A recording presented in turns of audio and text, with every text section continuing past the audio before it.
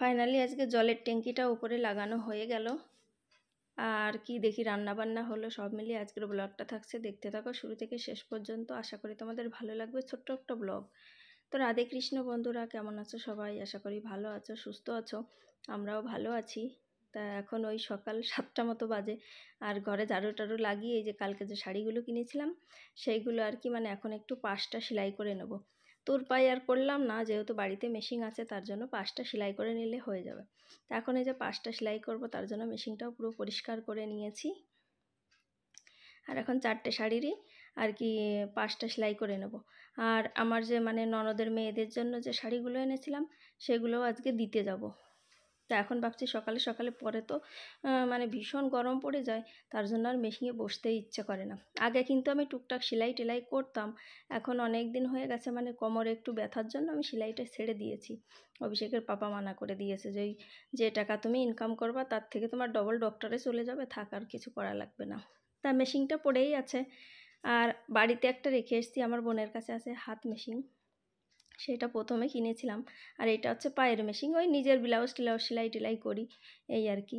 তা ব্যাস হয়ে গেছে এই যে পাশগুলো সব শাড়িগুলো সেলাই করা। এখন এই যে এই পাশে একটুখানি জল দিতে চলে এসেছি। আর দেখো গোলাপ গাছটায় কি দারুণ ফুল ফুটেছে, 4-5টা এক থলিতে। সুন্দর কালার, আর সুন্দর লাগছে না দেখতে বলো? ভীষণ সুন্দর লাগছে। তাই এই ফুলগুলো দারুণ ফুটেছে। আর এই যে আমাদের ট্যাঙ্কিটা আজকে লাগানো হবে আর কি দুপুরের দিকে, যখন মিস্ত্রি আসবে তখন। আর দেখো মানে ডাটাগুলো কি দারুণ হয়েছে। তো চলো এখন বাড়ির দিকে যাই, গিয়ে একটু মানে কাজ কাম করি। আর তার আগে কয়টা বেগুন হয়েছে, তা 2টো বেগুন তুলে নেবো, আজকে রান্না করব, ভাজি করব বা একটুখানি তরকারি করব, তার জন্য এই যে 2টো তুলে নিয়েছি। বেশি বড় হচ্ছে না তো, তার জন্য মানে জল দেওয়া যাচ্ছে না বেশি, একটা অল্প অল্প করে দেওয়া হচ্ছে তার জন্য। তাই যে সকালবেলা 1 কিলো এই যে ডাল নিয়ে এসছে, ডালটা একটুখানি ভেজে নেব। আমি এভাবে করেই ভেজে রেখে দিই আর কি ডালটা সব সময়, যাতে তা পরে আর কি তাড়াতাড়ি কাজে নেওয়া যায়। তো যে একবার ভাজা হয়ে গেছিলো, যেহেতু কড়াইটা একটু ছোট তাই 2বারে দিয়ে আর কি ভেজে নিলাম। হয়ে গেছে ভাজা, এখন এই কড়াইতেই একটুখানি তরকারি রান্না করে নেব। আজকে পর করে এক কড়াইতেই রান্না করব। তো ওদিকে ডালটাও আমি কুকারে সিটি মারতে দিয়ে দিয়েছি। আর এদিকে এই যে 2টো বেগুন কেটেছিলাম সেটা একটুখানি ভাজি করে নিচ্ছি। আর এই যে ডালটা ধুয়ে আর কি কুকারে বসানো হয়েছিল না। আর বেগুন ভাজাটা হয়ে গেলে তারপরে ওই কড়াইতেই আর কি আলু ভাজাটা দিয়ে দেবো। তা ডালটা আগে সিটি মেরে নিই, তারপরে আলুটা ভাজার পরে আর কি টকটা রান্না করার পরেই আর কি মানে ইটা করে নেব। তো বেগুনটা প্রায় ভাজা হয়ে গেছে, বেগুনটাকে নামিয়ে নিয়ে তারপরে এই কড়াইতে আর কি আলুটা ভাজতে দিয়ে দেবো। হয়ে গেছে। একটু পোড়া পোড়া হলে কেমন যেন আমার ভালো লাগে বেগুন ভাজাটা খেতে। আর এখন মানে বেগুনটা বেশি একটা বড় হচ্ছে না, একটুখানি বড় হলেই বীজ হয়ে যাচ্ছে, তার জন্যই ছোটো ছোটোটা তুলে নিচ্ছি। তাই যে এখন একটুখানি আলু ভাজা করে নেব। আমি দেখলাম আগে যদি হলুদটা দেওয়া হয় তারপরে কিন্তু মানে আলু ভাজাটা আর কি কড়াইতে লেগে যায় না, তার জন্য এখন আমি এই প্রসেসে আলু ভাজাটা করতে শুরু করেছি। এই যে হয়ে গেছে কুরকুরে আলু ভাজা। আর ডালের সাথে তো আলু ভাজাটা বেগুন ভাজাটা ভীষণ ভালো লাগে খেতে, বলো কার কার ভালো লাগে কমেন্ট করে বলতে পারো। তো এই একটা কড়াইতেই আজকে রান্নাবান্না হবে, 2টো কড়াই আর আজকে ইউজ করছি না।